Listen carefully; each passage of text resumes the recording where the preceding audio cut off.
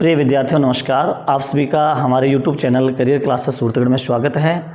इस चैनल के माध्यम से हम कक्षा 6 से जो 12 तक के विद्यार्थी हैं उनको इंग्लिश और मैथ की क्लासेस दे रहे हैं और हमारा उद्देश्य है कि इस कोरोना काल के दौरान जो भी स्टडी गैप आया था, विद्यार्थियों के शिक्षण जो प्रभावित हुआ था उसको दूर करना और जो विद्यार्थी घर पर रहकर अध्ययन कर रहे हैं उनकी सहायता करना। आज के हम इस वीडियो में बात करेंगे कुछ इंपॉर्टेंट क्वेश्चंस की, क्योंकि पिछले वीडियो में हमने क्लास 12th के जो लेसन्स हैं उनके बारे में बात की थी और जो 4 लेसन हैं उनके हमने इंपॉर्टेंट क्वेश्चंस भी किए थे। प्रिय विद्यार्थियों, 12th class board exam Rajasthan board secondary education जो एग्जाम हमारा पेपर है जो कि अभी बहुत नज़दीक है और उनके लिए क्यों ना हम एक पूरे सिलेबस की एक समरी दें ताकि वो विद्यार्थी बहुत आसानी से इस पेपर को पार कर सके और पेपर के लिए अच्छी तैयारी कर सके। तो आज का जो हमारा वीडियो होने वाला है वो बहुत ही इंपॉर्टेंट है। आप इस वीडियो को अंत तक ज़रूर देखें और जो भी क्वेश्चंस इसमें बताए जा रहे हैं आप उनको बहुत ही समझदारी पूर्वक और अच्छी तरीके से उनको याद करें ताकि आपके अच्छे मार्क्स आ सकें। प्रिय विद्यार्थियों, पिछले हमने 4 लेसन्स किए थे और अब एक लेसन हमारा और बचा था जिस लेसन का नाम था इंडिगो। इंडिगो जो नील है, नील की खेती से संबंधित लेसन था। किस प्रकार अंग्रेज़ों के बीच में और जो वहाँ के जो किसान थे उनके बीच में इस पे विवाद हुआ था इंडिगो के बारे में, और इंडिगो को उन्होंने क्यों ऑब्लाइज किया था इंडिगो की खेती करने के लिए, ये सारा इस लेसन में बहुत ही डिटेल स्टडी में दिया गया है। इसके साथ साथ जो महत्वपूर्ण इसमें जो क्वेश्चन बनने होंगे वो छोटे छोटे क्वेश्चन बनेंगे। जैसे वकील थे, उन्हें वकील कौन कौन से वकील थे जिनका उन्होंने पार्टिसिपेट किया था, या किसानों के जो नाम है वो पूछे जा सकते हैं, या गांधी जी का इसमें क्या योगदान था, इसके बारे में क्वेश्चन पूछा जा सकता है। तो प्रिय विद्यार्थियों, सबसे पहले आप इंडिगो लेसन है उसको पूरे लेसन को डिटेल स्टडी में पढ़ें। उसके बाद हम जो कुछ क्वेश्चन बता रहे हैं इंपॉर्टेंट, उनको आप ध्यानपूर्वक याद करें। इंपॉर्टेंट क्वेश्चंस लेसन है हमारा इंडिगो। तो इसमें हमारा जो लेसन है इंडिगो, इसमें जो पहला क्वेश्चन जो बनेगा हमारा, क्योंकि इंडिगो लेसन में जो मेन जो रोल अदा कर रहे हैं वो गांधी जी का है। किस प्रकार गांधी जी किसानों को प्रभावित करते हैं, किस प्रकार वो उस अंग्रेज़ों के साथ एक सामंजस्य स्थापित करते हैं और किस प्रकार अंग्रेज़ों को वो अपने सहयोग, अब किसानों के सहयोग के साथ उनको झुका देते हैं। ये पूरा लेसन है वो इंडिगो पे है। तो यहाँ पे जो हमारा पहला क्वेश्चन बनता है वो है, why did Gandhi agree to a settlement of 25% refund to the farmers. यानी गांधी जी ने ऐसा क्या कारण था कि गांधी जी ने 25% जो रिफंड के साथ ही एक समझौता कर लिया था कि किसानों का जो है, why did Gandhi agree to a settlement of 25% refund to the farmers, यानी कि किसानों को 25% है वो लौटा दिया जाए। इसके साथ उन्होंने समझौता क्यों किया था? क्योंकि गांधी जी ये चाहते थे कि उनका जो मुख्य उद्देश्य था वो अंग्रेज़ों को झुकाना था।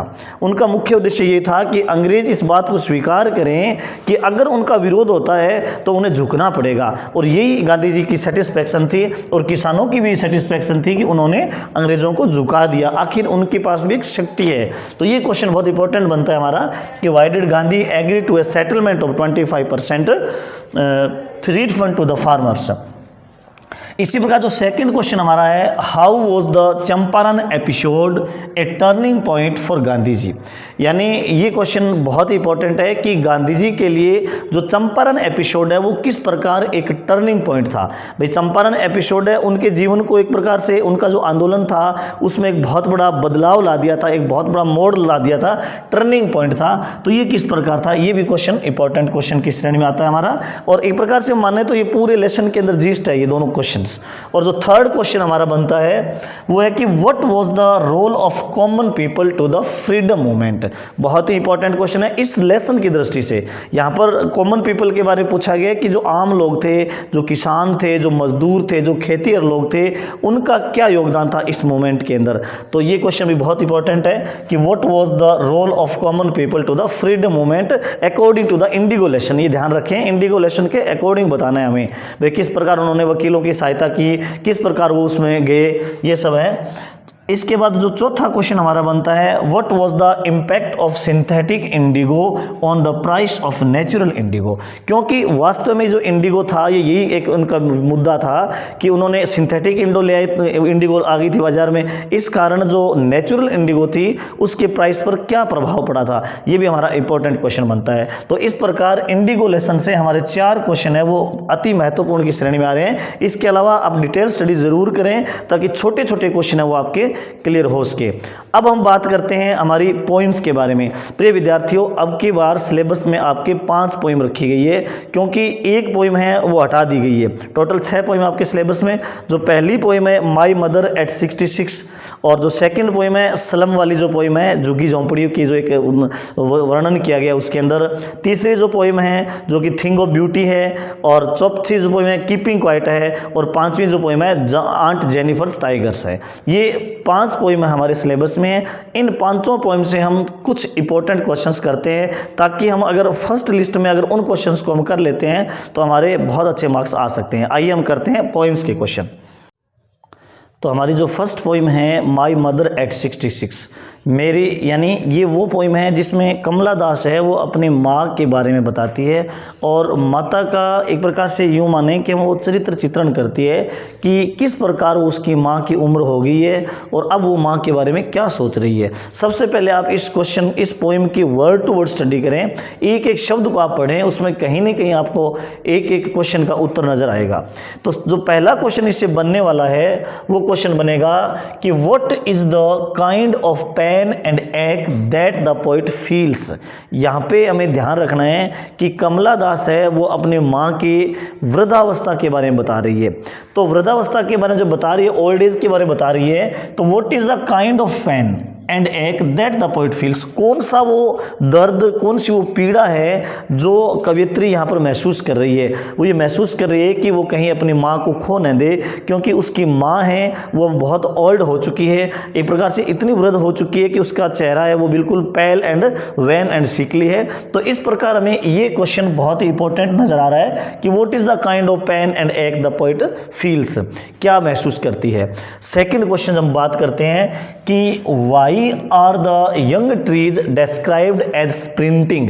यहाँ पे वर्ड है जो स्प्रिंटिंग, उसका अर्थ एक प्रकार से शॉर्ट रेस, यानी तेजी के साथ कोई चीज दौड़ना।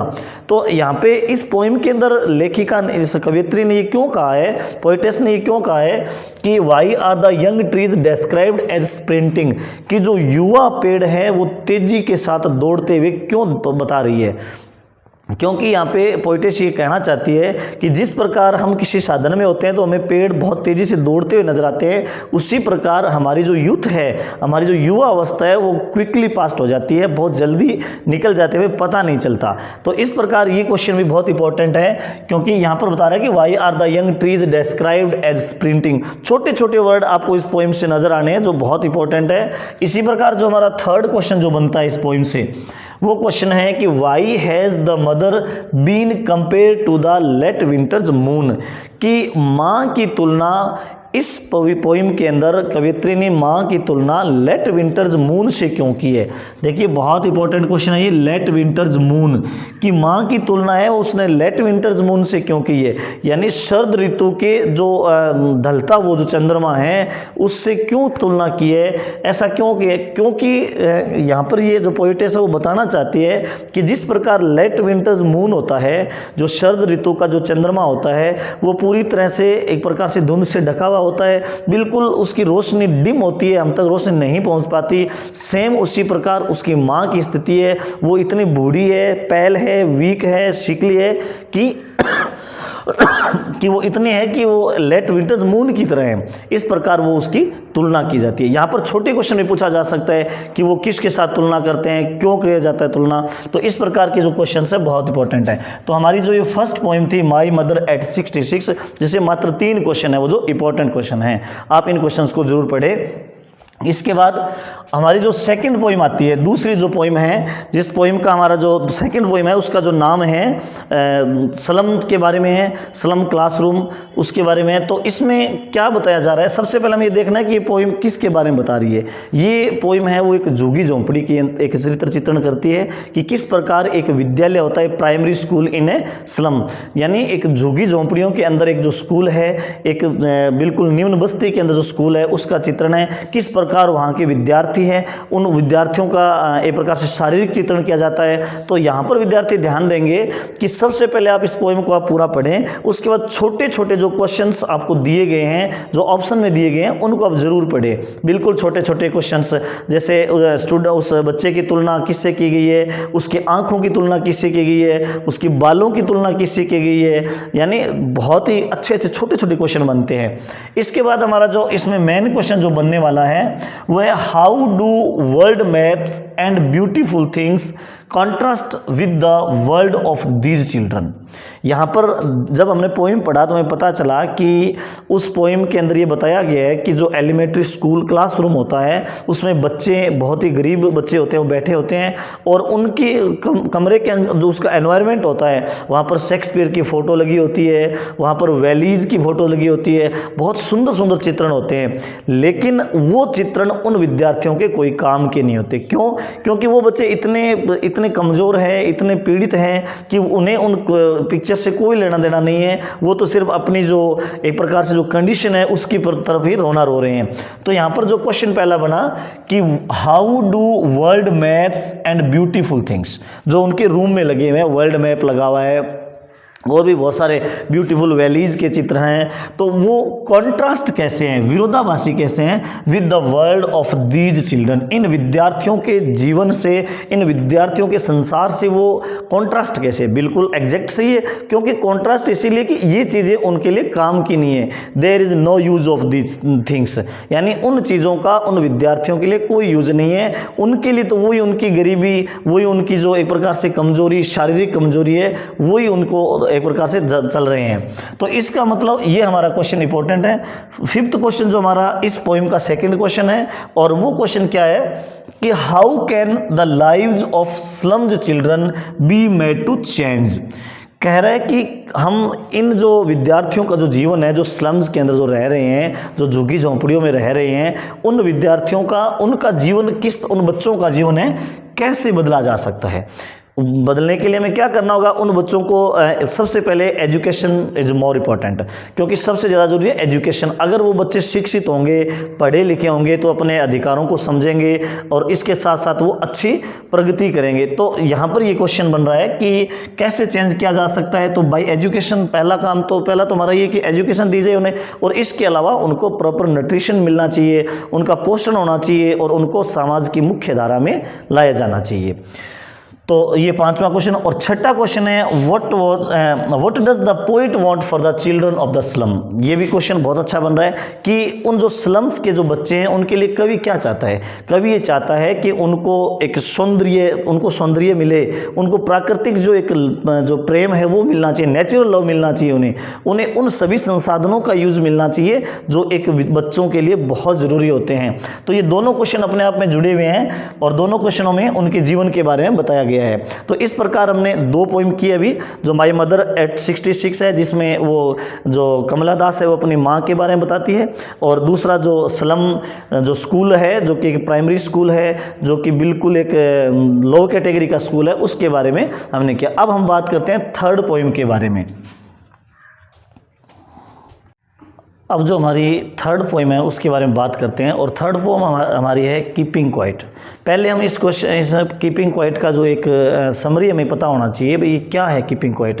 कीपिंग क्वाइट पोइम के अंदर कवि है, जो पोइट है, वो ये बताना चाहता है हमें कि हम किस प्रकार इंट्रोस्पेक्शन कर सकते हैं, हमारे लिए सबसे ज़रूरी क्या है। अगर विद्यार्थियों को इसमें अगर कोई भी क्वेश्चन आ जाए तो इसमें जो मेन जो इसकी थीम बनेगी वो क्वाइट इंट्रोस्पेक्शन की बनेगी, कि हमें एकदम हम किस प्रकार मेडिटेशन कर सकते हैं, किस प्रकार हमें मनन करना चाहिए।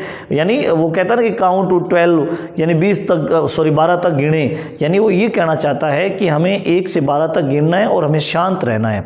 तो इस पोएम से जो मुख्य क्वेश्चन जो बन रहे हैं हमारे, पहला जो क्वेश्चन है कि what will counting up to 12, and keeping still help us achieve, कि 12 तक गिनना और उसके बाद 12 एंड कीपिंग स्टिल और शांत रहना हेल्प अस अचीव, हमें क्या प्राप्त होगा इससे। सीधी सी बात है कि अगर हम एक से यहाँ पे इस पोइम के माध्यम से, कीपिंग क्वाइट के माध्यम से पोइट ये बताना चाहता है कि अगर हम इस प्रकार करेंगे तो हम क्वाइट इंट्रोस्पेक्शन करेंगे, यानी हम अपना मनन कर सकते हैं और अपने आप के चिंतन कर सकते हैं कि आखिर हम कहाँ तक पहुँचे हैं। तो इस प्रकार से हमें कोई ये बताना चाहता है कि क्वाइट इंट्रोस्पेक्शन की हमें ज़रूरत है। इसके बाद जो सेकंड क्वेश्चन हमारा बन रहा है, does the poet advocate total iniquity and death, क्या कवि इसके अंदर, इस पोइम के अंदर हमें टोटल इनएक्टिविटी की बात करता है, यानी पूर्ण रूप से निष्क्रिय होने की बात करता है और डेथ की बात करता है क्या? नहीं, बिल्कुल नहीं करता, क्योंकि कवि ये नहीं चाहता, पोइट हमें ये नहीं कहना चाहता कि हम बिल्कुल निष्क्रिय हो जाएं। अगर हम बिल्कुल निष्क्रिय हो जाएंगे तो हमारा काम कैसे चलेगा। पोइट ये कहना चाहता है कि हमें शॉर्टली कुछ समय के लिए हमें ऐसा करना चाहिए ताकि हम हमारे मनन के माध्यम से, हम इंट्रोस्पेक्शन के माध्यम से अपने आप की कमियों के अंदर देख सकें, अपने आप की कमियां पहचान सकें। तो इसका जो उत्तर होगा कि does the poet advocate total inactivity and death, no, नहीं चाहता। वो तो सिर्फ शॉर्टली यानी क्षणिक रूप से हमें रुकने के लिए कहता है, टोटल इनएक्टिविटी और डेथ की बात नहीं करता है। थर्ड जो क्वेश्चन बनता है हमारा कि what is the sadness that the poet refers to in the poem, poet कौन से सैडनेस की बात कर रहा है, कौन सी उदासी की बात कर रहा है इस पोइम के माध्यम से। तो पोइट ये बताना चाह रहा है कि हम अपने आप को नहीं समझते और दूसरों पर हम आरोप लगाते रहते हैं। इस प्रकार की उदासी को बताता है कि हम तब जाके हमें समझ आएगी जब हम अपने आप को समझेंगे। हमें सैडनेस है वो कौन सी बता रही है, अपने आप को नए समझने की सैडनेस, यानी अपने आप को नए समझने की जो सैडनेस है उसके बारे में पोइट बता रहा है। तो ये क्वेश्चन भी इंपॉर्टेंट बनता है, यानी हमारी कीपिंग क्वाइट जो पोइम है इससे only 3 questions are very important, और ये 3 क्वेश्चन वो है जो पूरी पोइम की समरी को बता देते हैं। अगर हम इन तीनों क्वेश्चंस को कर लेते हैं और इसके अलावा अगर चौथा क्वेश्चन कोई बनता भी है तो इनके आधार पर हम उसका आंसर लिख सकते हैं।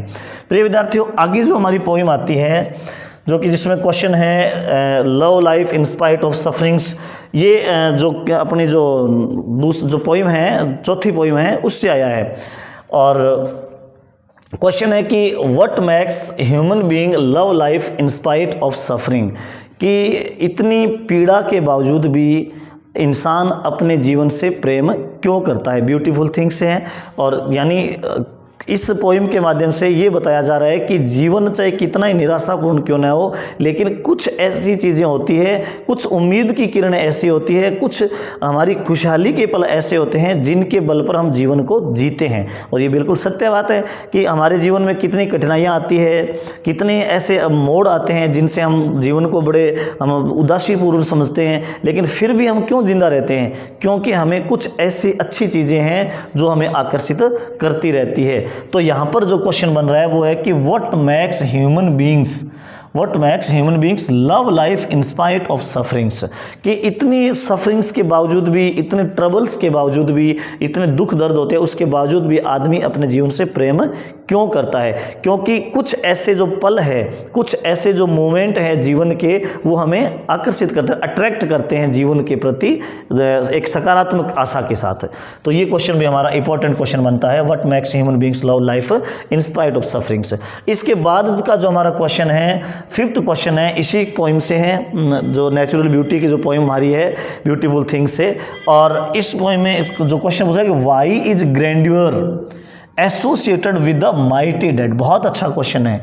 ये क्वेश्चन ये कह रहा है कि व्हाई इज ग्रैंड्योर, ग्रैंड्योर होता है वैभव, मान सम्मान, प्रतिष्ठा, कि why is grandeur associated with mighty deeds, कि जो ये ग्रैंड्योर है, ये जो वैभव है, ये माइटी डेड के साथ क्यों जुड़ा हुआ है। क्योंकि हमारे जो माइटी डेड्स है, यानी ऐसे लोग जो अब दुनिया में नहीं हैं, वो हमारे लिए एक प्रकार से इंस्पायरेशन है और वो पूरी जनरेशन को इंस्पायर करते हैं। यही कारण है कि उनके साथ वैभव जुड़ा हुआ है, ग्रैंड्योर जुड़ा हुआ है। क्योंकि जैसे मान लो कि ऐसे जो हमारे राष्ट्रभक्त हुए हैं, या ऐसे लोग जो हमारे लिए हमेशा आदर्श रहे, आइडल्स रहे हैं, तो इस कारण वो हमारे लिए ग्रैंड्योर है, वैभव है, क्योंकि उन्होंने क्या किया है, वो एक प्रकार से प्रेरणा का काम करते हैं, इंस्पायरेशन का काम करते हैं। तो इस पोइम में ये क्वेश्चन है कि why is grandeur associated with the mighty dead. इसके बाद जो छठा क्वेश्चन है ये भी बहुत अच्छा क्वेश्चन है, ये भी इसी पोइम से है और इस क्वेश्चन में बताया गया है, पूछा गया कि how does the poet describe the beautiful bounty of the earth, कि इस पोइम के अंदर कवि है वो पृथ्वी की सौंदर्य का वर्णन कैसे करता है। वो कहता है कि इमोर्टल ड्रिंक के समान है ये, जो हमें हेवन ब्लिंक तक ले जाता है, यानी वो एक अमरत्व तक ले जाता है, हमें स्वर्ग तक ले जाती है।